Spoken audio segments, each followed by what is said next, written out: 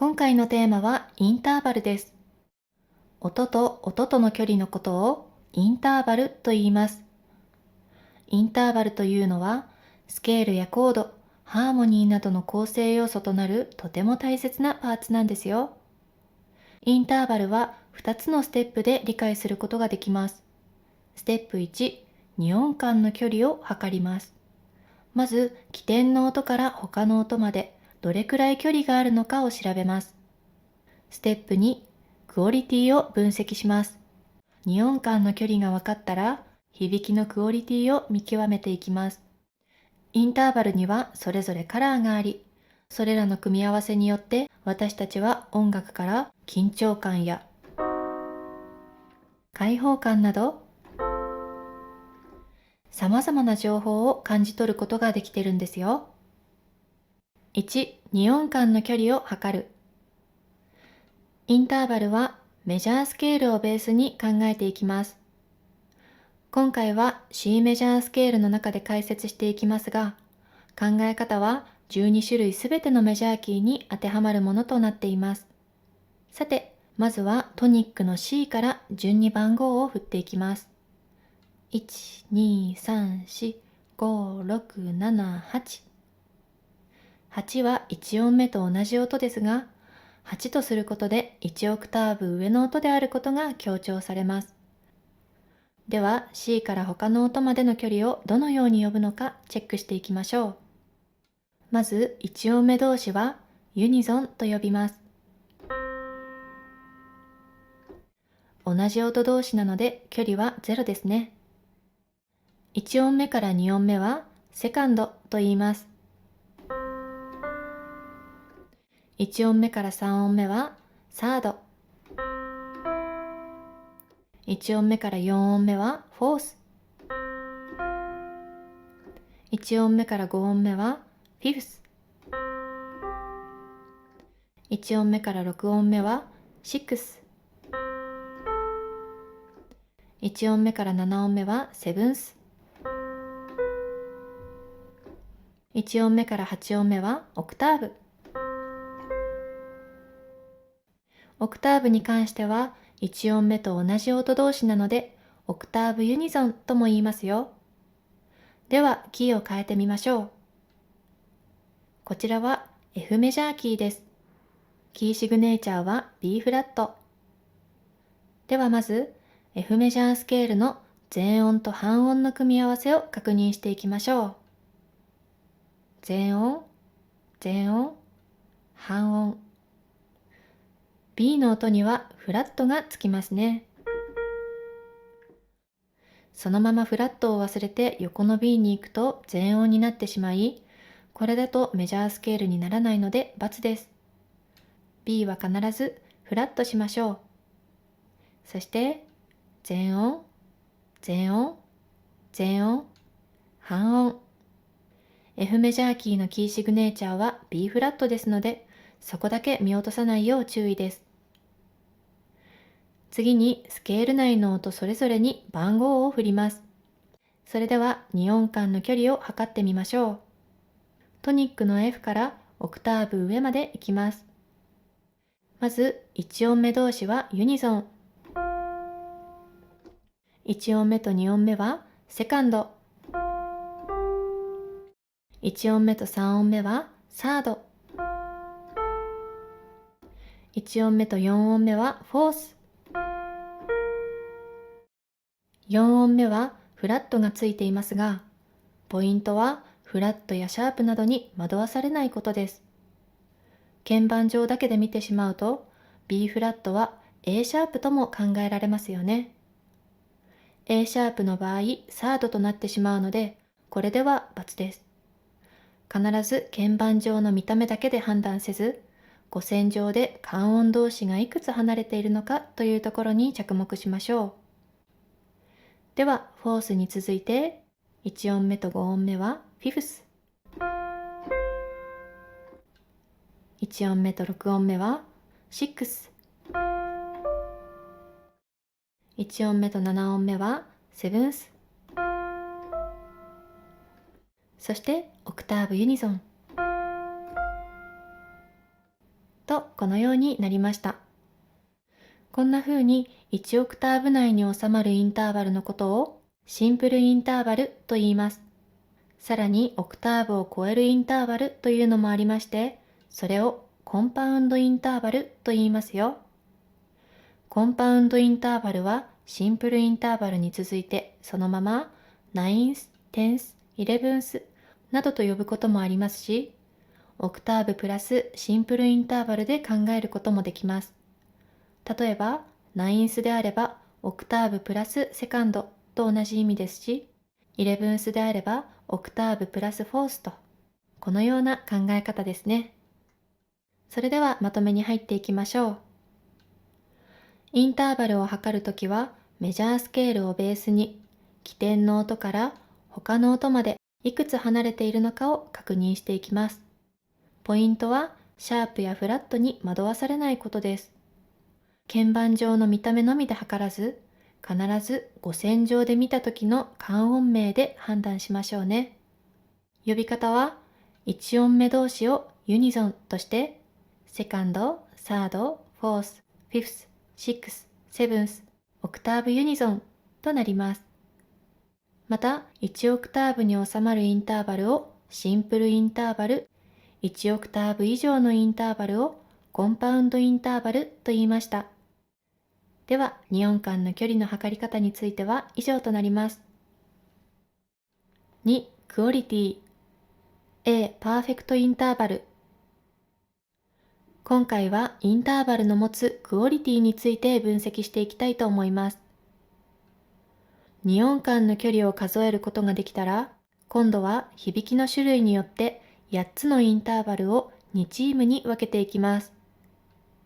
まず、クオリティは大きく分けて、パーフェクトインターバルのチームと、メジャーインターバル、マイナーインターバル、この2チームに分けることができます。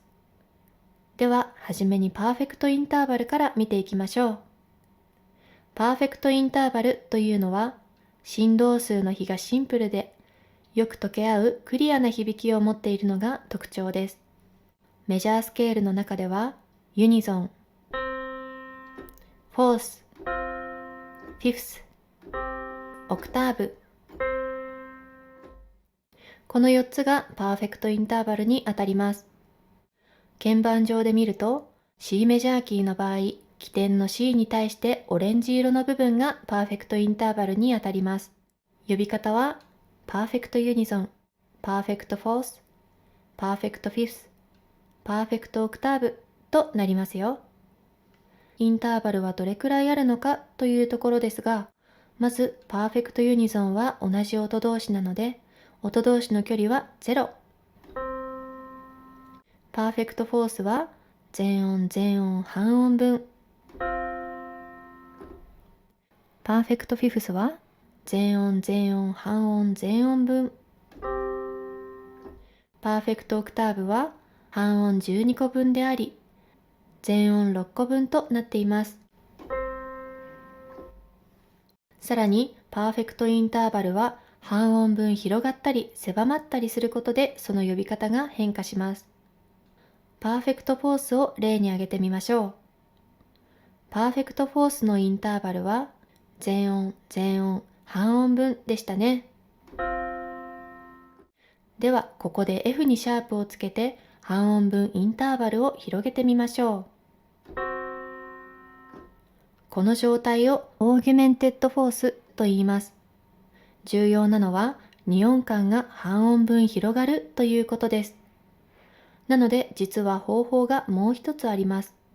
一回パーフェクトフォースに戻しまして、今度は C をフラットしてみましょう。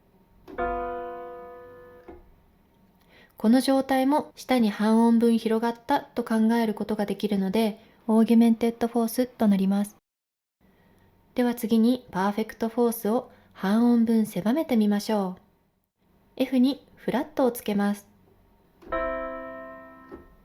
すると半音分インターバルが狭まりました。この状態をディミニッシュドフォースと呼びます。容量はオーギュメントの時と同じで、ディミニッシュの場合は半音分狭まれば OK。ではまたパーフェクトの状態に戻して、今度は C を半音上げることでインターバルを狭めてみましょう。こちらもディミニッシュドフォースとなります。パーフェクトインターバルであるユニゾン、フォース、フィフス、オクターブ、すべてこの要領で考えることができますよ。インターバルが半音広がったらオーギュメント。半音狭まったらディミニッシュ。ルールはこれだけです。しかし例外としてユニゾンがあります。実はユニゾンには減るといった概念がありません。音同士の距離が0の状態をユニゾンと言いましたよね。0に対して音同士の距離が少しでもある時点でそれは増えるという考え方になるんです。というわけでマイナスというのが存在せず、シャープがついた場合でも、フラットがついた場合でもインターバルが増えたという考え方になります。なのでどちらのパターンであってもオーギュメンテッドユニゾンとなり、ディミニッシュドユニゾンというインターバルは存在しません。この1点だけ注意です。一覧にして確認しましょう。パーフェクトインターバルが半音広がった状態をオーギュメンテッドインターバルと言います。パーフェクトインターバルが半音分狭まった状態をディミニッシュドインターバルと言います。ですが、ユニゾンだけは例外で、ディミニッシュドユニゾンというインターバルは存在しません。なので、そこだけ注意してくださいね。では、パーフェクトインターバルのまとめです。インターバルの中でも、ユニゾン、フォース、フィフス、オクターブの4つには、パーフェクトというクオリティが付けられ、これら4種類をまとめて、パーフェクトインターバルと呼びます。全音、半音、それぞれこのような組み合わせを持っています。クオリティの変化に対する考え方としては、パーフェクトを標準の状態としたとき、インターバルが半音分広がった状態をオーギュメント、半音分狭まった状態をディミニッシュと言います。パーフェクトインターバルについては以上となります。B、メジャーインターバル、マイナーインターバル。今回はメジャーインターバル、マイナーインターバルについて見ていきましょう。メジャーインターバル、マイナーインターバルはパーフェクトインターバルほどクリアな響きではありませんが、メジャーインターバルには明るさなどを感じさせるメジャー特有の色味があり、マイナーインターバルには暗さなどを感じさせるマイナー特有の色味というものがあります。パーフェクトインターバルに比べて色彩感豊かなクオリティと言えますよ。こちらメジャースケールにおいては、セカンド、サード、シックス、セブンス。この4種類にメジャーというクオリティがつきます。鍵盤上で見ると、起点の C に対してピンク色の部分がメジャーインターバルにあたります。メジャーセカンドは全音1個分、メジャーサードは全音2個分、メジャーシックスは全全半全全、メジャーセブンスは全全半全全全と、このような全音半音の組み合わせとなっています。では次にマイナーインターバルはどのように発生するのか見ていきましょう。メジャーインターバルを半音分狭めたインターバルに対してマイナーというクオリティがつきます。例えばメジャーセカンドである D をフラットして半音分狭めた状態。これをマイナーセカンドと言います。半音1個分のインターバルですね。次にメジャーサードを半音分狭めるとマイナーサードになります。そしてメジャーシックスを半音分狭めるとマイナーシックスになります。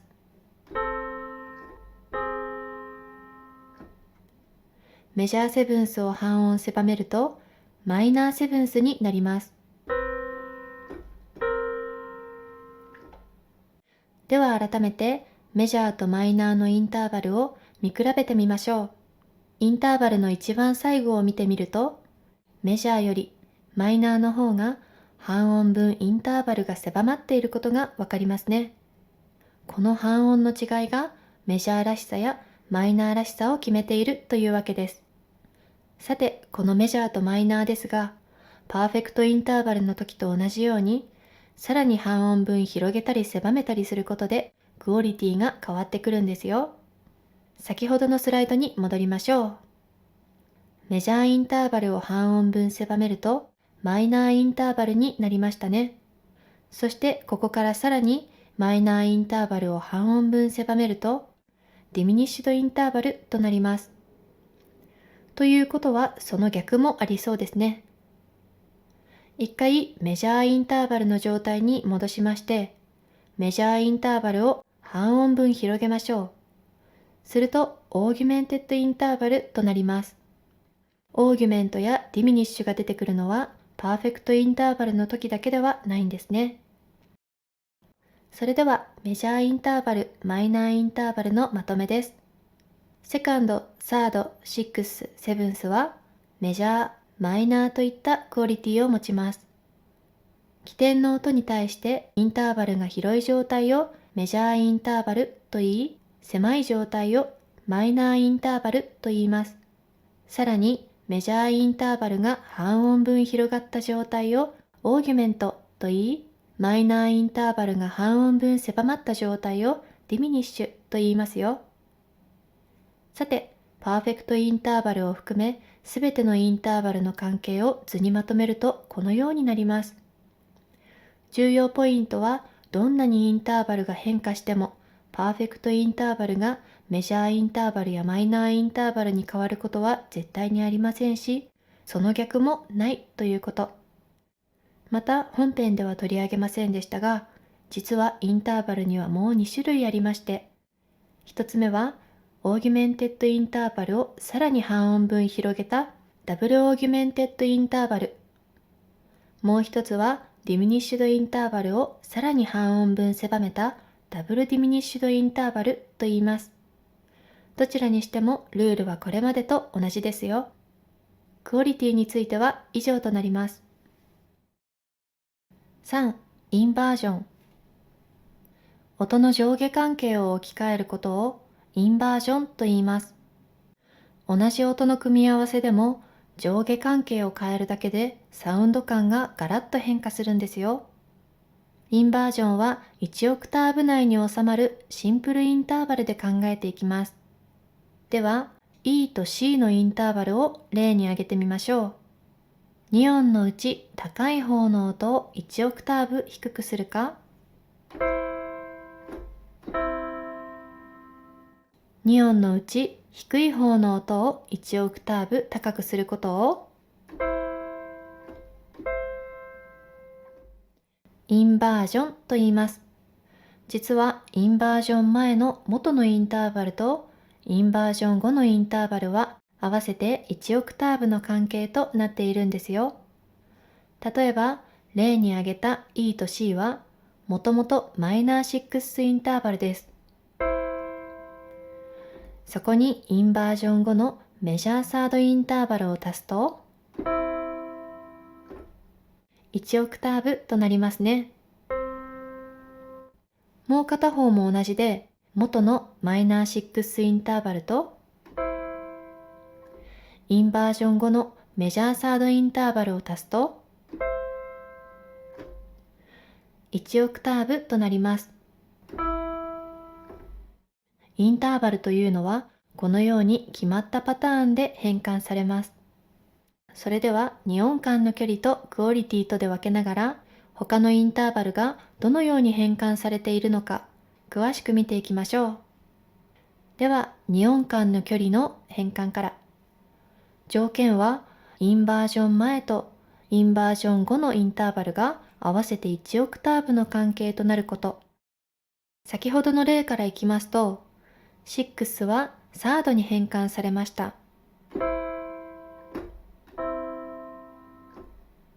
続いてオクターブユニゾンはユニゾンに変換されます。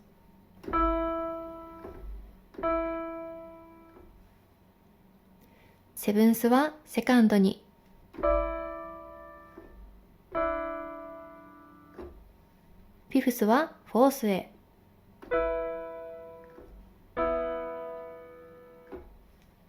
このようにそれぞれ変換することができます。